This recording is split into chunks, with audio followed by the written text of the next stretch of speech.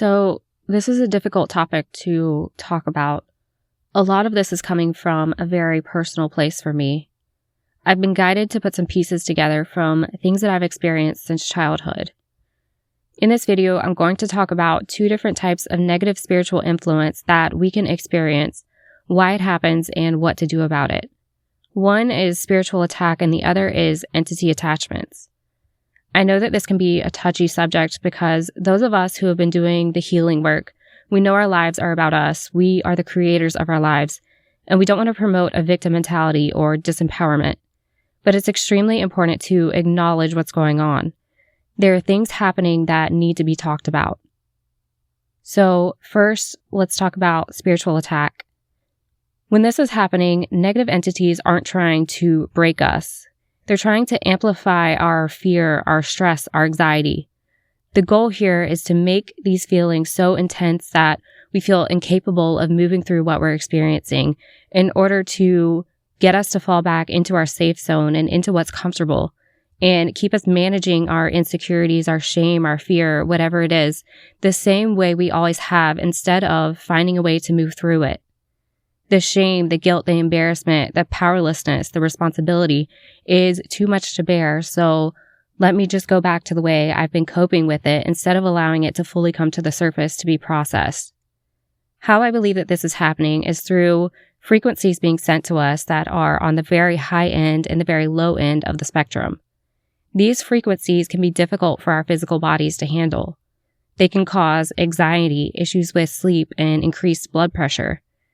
This kind of attack can also happen to someone we are karmically entangled with, where it pushes their behaviors to an extreme beyond what is actually in the soul contract between two people. Through these frequencies, their emotional state can be intensified to impact us.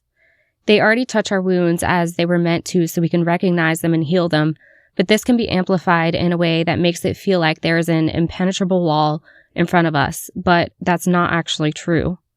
We either have to dig really deep to find a more empowered perspective on the situation, or we just have to push a little harder through the barrier. A lot of times this comes through behaviors with the intention of some kind of control. Shadow entities will assist with giving power to those who desire control that is not in the highest good of all, while positive entities support us in gaining our own inner empowerment. Spiritual attack isn't just something that amplifies how you're currently feeling. It can also come out of nowhere and completely change your mood, where you begin to think about things that bring up anxiety. It's important to note what's happening and just sit with it and allow it to pass without spiraling. Try to regain control of your mind as best you can. Okay, so now let's talk about entity attachment.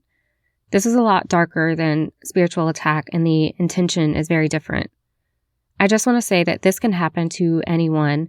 This isn't reserved for the people that we might consider to be bad or the worst in our society, but it can definitely contribute to the creation of them. Fear can open up a space for entity attachment and keep the attachment clinging on. It can also coincide with spiritual attack to have a very strong impact on us. The idea is to essentially infect our minds with a mind virus of darkness through dark thoughts from various influences or dark dreams. I'm not necessarily talking about thoughts that make you want to do harm to another person. I just mean thoughts that make the world seem very bleak and heavy, that make it difficult to see the good. These dreams that we can have will really stand out from the rest. You will know if you've had one because it's the kind of dream that you probably don't want to repeat to anyone else because of how disturbing it is. What you felt in the dream will also bleed through into your day, impacting your mood. It can even be a specific dream that repeats over many years. We can, of course, have dreams that induce fear that are just things coming up from our subconscious, but what I'm talking about here is on another level. When we become infected with this mind virus, we can begin to believe that all that exists is pain, suffering, heartache, betrayal, discord, disharmony, darkness, because that's all that seems to be present in our reality. So if this is the truth of life, then why choose to reach for the light? Why choose to act from a place of pure intentions if we are so sure that it will not bring good things into our lives? Plus, we see everyone else acting from a place that lacks integrity, so why muster up the strength to do differently, because that can be incredibly difficult. The word purity was really emphasized to me. Purity is that which isn't muddled by fear, limitation, and disempowerment. This is what makes us want to either completely check out of life or makes us feel the need to control, deceive, dominate, manipulate, or punish. This reaching for external power can begin in a very small or subtle way where we don't really recognize it as an issue, like trying to subtly manipulate someone's perception of us, which I think most of us have done in one way or another because of shame or fear. Or we can try to subtly steer someone in the direction we want them to go. We can often feel that what we're doing is justified, which is why it's so important to catch these thoughts early before they escalate. These negative entities will either assist us with gaining external power that never fulfills, or they will bring pain and chaos into our lives. They can only give us a false sense of power from power over external circumstances, not true inner power.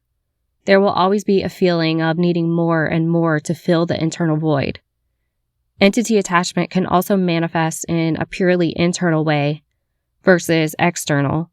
We can begin to cave in internally in a way that impacts our health, sparks thoughts of self-harm, or makes us want to completely check out of life. Protection from entity attachment comes from seeing the good around us, not from a place of avoidance, but from a place of being honest about the negative things in our environment and choosing to believe that more exists than that. We cannot fight darkness with darkness.